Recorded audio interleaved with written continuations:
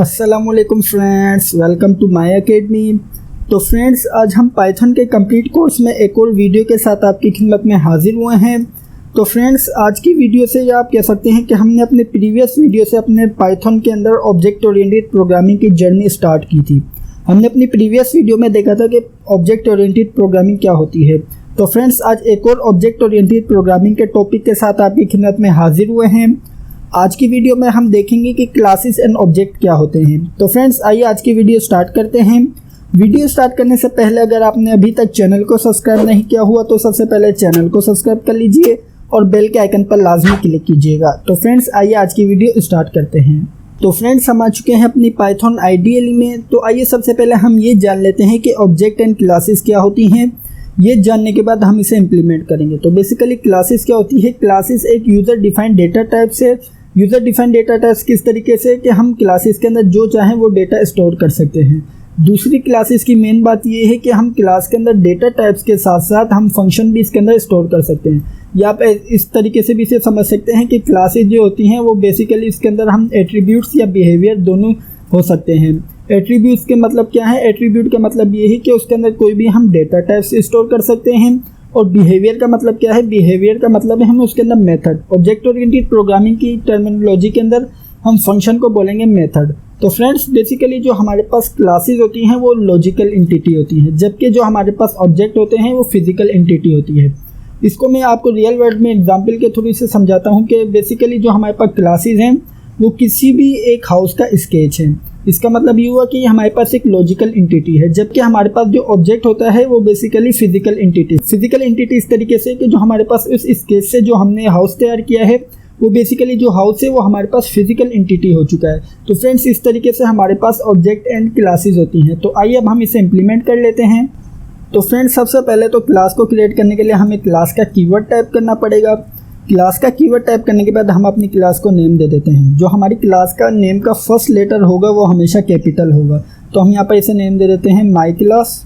उसके बाद अब हम यहाँ पर कॉलन का यूज़ करेंगे।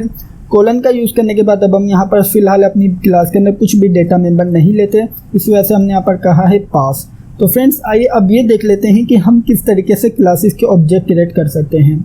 तो क्लासेस के ऑब्जेक्ट क्रिएट करने के लिए सबसे पहले तो हमें ऑब्जेक्ट का नेम टाइप करना पड़ेगा। हम अपने इस क्लास के फर्स्ट ऑब्जेक्ट क्रिएट करते हैं obj1। इसी तरीके से हम जितने चाहें उतने अपनी क्लास के ऑब्जेक्ट क्रिएट कर सकते हैं।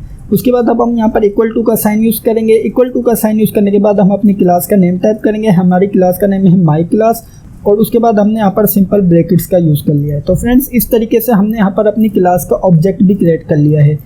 तो फ्रेंड्स, एक और मज़े की बात ये है कि जो हमारी क्लास होती है उसका मेमोरी के अंदर कोई इफेक्ट नहीं पड़ता, या आप कह सकते हैं कि हमारी ये क्लास मेमोरी के अंदर कोई भी स्पेस कंज्यूम नहीं करती, जबकि जो हमारा ऑब्जेक्ट होता है वो मेमोरी के अंदर स्पेस को कंज्यूम करता है। तो फ्रेंड्स, आइए इसे चेक करने के लिए हम इसे प्रिंट करवाते हैं और चेक करते हैं कि क्या ये हमारा जो obj1 ऑब्जेक्ट है क्या ये मेमोरी के अंदर स्पेस कंज्यूम कर रहा है। तो आइए सेव करते हैं। सेव करने के बाद इसे रन करते हैं।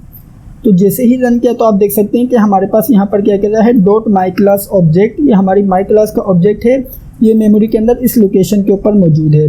तो फ्रेंड्स, इस तरीके से जो हमारा ऑब्जेक्ट होता है वो मेमोरी के अंदर स्पेस को कंज्यूम करता है। तो फ्रेंड्स, इसी तरीके से हम यहाँ पर अपनी क्लास का एक और ऑब्जेक्ट क्रिएट करते हैं।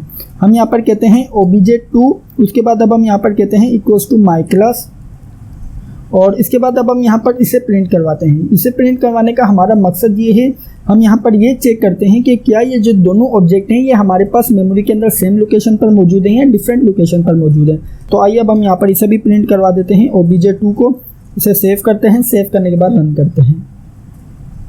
तो जैसे ही रन किया तो आप देख सकते हैं कि हमारे पास यहाँ पर इन दोनों ऑब्जेक्ट्स की लोकेशन डिफरेंट है। तो फ्रेंड्स, इस तरीके से हमारे पास जो ऑब्जेक्ट होते हैं वो मेमोरी के अंदर डिफरेंट लोकेशंस के ऊपर मौजूद होते हैं। आप अगर यहाँ पर नोट करें तो हमारे पास ये दोनों ऑब्जेक्ट सेम क्लास के हैं, लेकिन ये हमारे पास मेमोरी के अंदर डिफरेंट लोकेशन के ऊपर मौजूद है।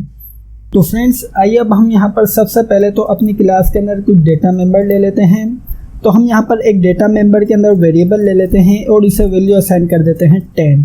तो फ्रेंड्स, आइए देखते हैं कि हम किस तरीके से अपने ऑब्जेक्ट के थ्रू इस डेटा मेंबर को कॉल कर सकते हैं। तो हम यहाँ पर सिंपल जो हमने इस प्रिंट के फंक्शन यूज़ किए थे ऑब्जेक्ट को डिस्प्ले करवाने के लिए, उसे कर देते हैं कैंसिल।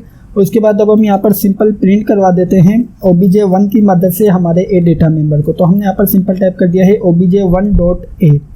तो आइए इसे सेव करते हैं। सेव करने के बाद रन करते हैं। तो जैसे ही रन किया तो आप देख सकते हैं कि हमारे पास स्क्रीन के ऊपर शो रहा है 10। तो फ्रेंड्स इस तरीके से हम obj2 की मदद से भी इस डेटा मेंबर को डिस्प्ले करवा सकते हैं।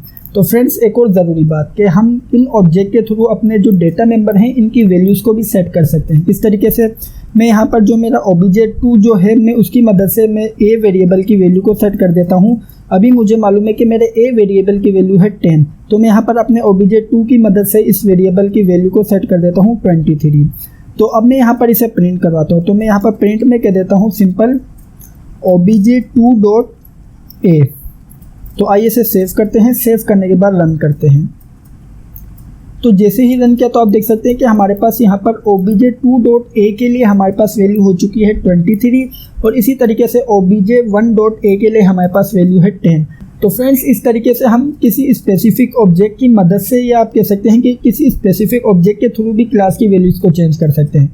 लेकिन जो हम वैल्यू को चेंज कर रहे हैं वो सिर्फ एक स्पेसिफिक ऑब्जेक्ट के लिए चेंज हुई है। अगर हम इसी तरीके से अब यहाँ पर प्रिंट करवा दें a को, तो हम यहाँ पर प्रिंट करवाएंगे a को obj1 की मदद से। तो हम यहाँ पर कहते हैं obj1.a। तो आइए सेव करते हैं। सेव करने से पहले हमने जो यहाँ पर ऊपर प्रिंट करवाया था obj1.a से कर देते हैं कैंसिल। आइए सेव करते हैं। सेव करने के बाद रन करते हैं। तो जैसे ही रन किया तो आप देख सकते हैं कि हमारे पास यहाँ पर obj1.a के लिए तो वैल्यू 10 है, लेकिन हमारे पास यहाँ पर obj2.a के लिए वैल्यू है 23। तो इसका मतलब ये हुआ कि हमने जो यहाँ पर obj2.a के लिए वैल्यू सेट की थी वो सिर्फ obj2.a के लिए ही चेंज हुई है। हमारे पास obj1.a के लिए वो वैल्यू चेंज नहीं होगी। तो फ्रेंड्स ये थी हमारी आज की वीडियो। मैं उम्मीद करता हूँ कि आपको आज की वीडियो अच्छी लगी होगी और समझ आई होगी। अगर वीडियो अच्छी लगी है तो लाइक लाजमी कीजिएगा, और अगर आपने अभी तक चैनल को सब्सक्राइब नहीं किया हुआ तो सबसे पहले चैनल को सब्सक्राइब कर लीजिए और बेल के आइकन पर लाजमी क्लिक कीजिएगा। Thank you for watching this video friends. Bye bye.